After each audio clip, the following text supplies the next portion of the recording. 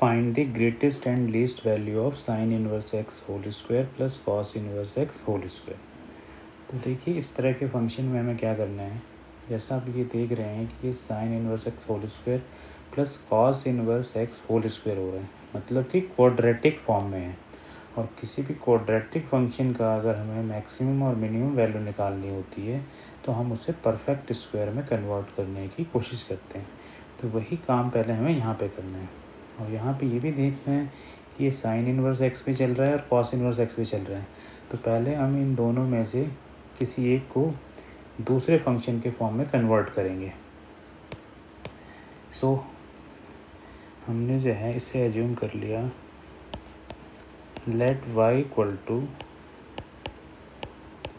Sign inverse x whole square plus cos inverse x whole square. अब हमें मालूम है कि cos inverse x plus sine inverse x equal to π/2 होता है। तो हमने कॉस इनवर्स एक्स को क्या लिख लिया, π/2 minus sine inverse x whole square. क्यों लिखा हमने, because sine inverse x plus cos inverse x equal to π/2 होता है। So this equal to sine inverse x whole square plus π² 4 plus sine inverse x whole square minus pi sine inverse x. So this equal to, अब हम यहाँ पे देख रहे हैं sine inverse x whole square plus sine inverse x whole square, ये दोनों मिलके हो जाएंगे हमारे पास में 2 times sine inverse x whole square minus pi sine inverse x plus π²/4। अब हमें इसे साइन इनवर्स एक्स में ये क्वाड्रेटिक है, तो इसे परफेक्ट स्क्वायर बनाने के लिए पहले हमें 2 कॉमन लेना होगा, बिकॉज एक्स स्क्वायर का कोफिशिएंट 1 होना चाहिए जब आप ax² plus bx plus c को परफेक्ट स्क्वायर बनाते हैं।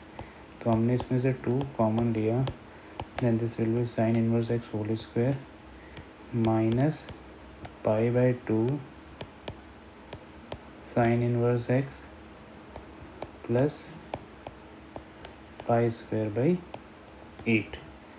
सो this equal to 2 times sine inverse x whole square minus π/2 sine inverse x plus, अब देखिए परफेक्ट स्क्वायर बनाने के लिए क्या करना होता है कि एक्स का जो कोफिशिएंट होता है उसके हाफ का स्क्वायर प्लस करते हैं और माइनस करते हैं। तो यहाँ साइन इनवर्स एक्स का coefficient, because sine inverse x में क्वाड्रेटिक है एंड साइन इनवर्स एक्स का कोफिशिएंट π/2 है, तो π/2 का हाफ हमारे पास में π/4 हो जाएगा। तो हमने π/4 का स्क्वायर प्लस किया एंड π/4 का स्क्वायर ही माइनस करेंगे, तो दिस इज π²/16 हमने माइनस कर दिया।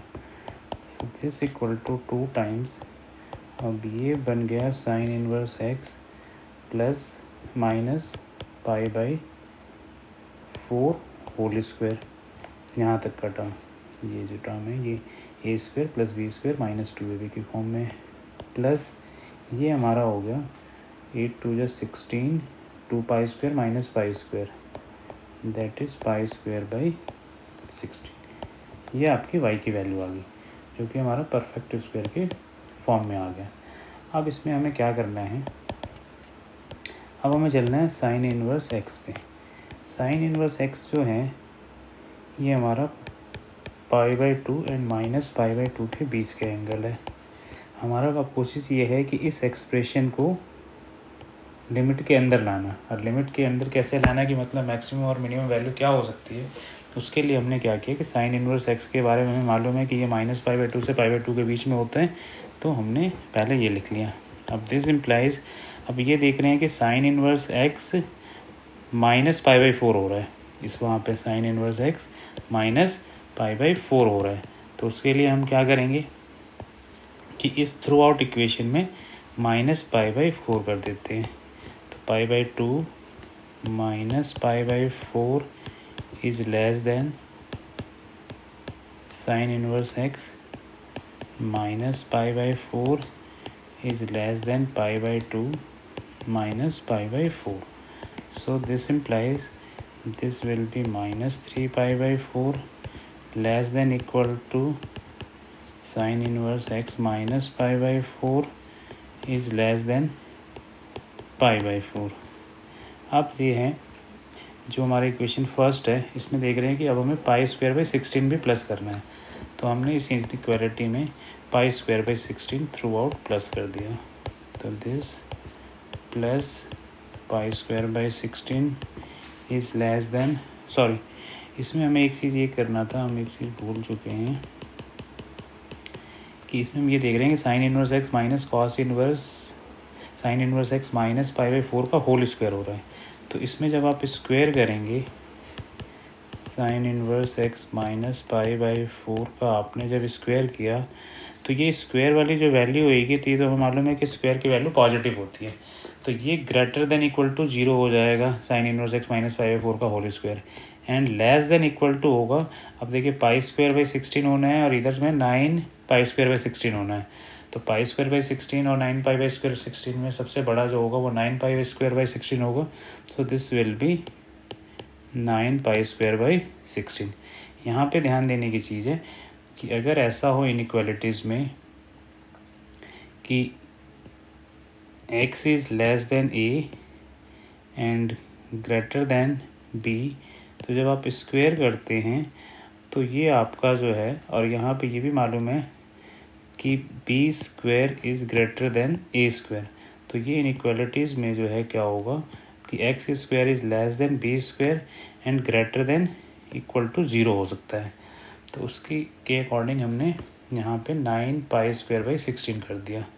अब नाउ दिस इम्प्लाइज, अब इस एक्सप्रेशन में देख रहे हैं कि हमें पाई स्क्वायर बाई 16 और ऐड करना है फ्रॉम इक्वेशन 1।